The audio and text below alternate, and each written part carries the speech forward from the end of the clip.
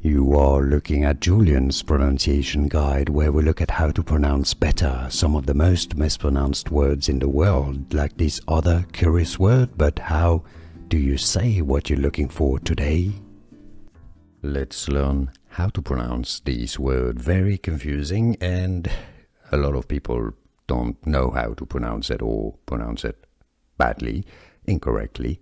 Let's see. There are, in fact, two different pronunciations. In the US, it is generally said as troches. Troches, that's the plural. Singular is trochee. Now, in British English, in the UK, it is also pronounced as troches.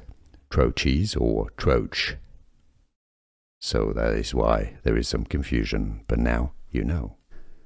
Here are more videos on how to pronounce more confusing words and names too many mispronounced. Like this video if you found it useful. I appreciate your support. I'll see you soon, and thanks for watching.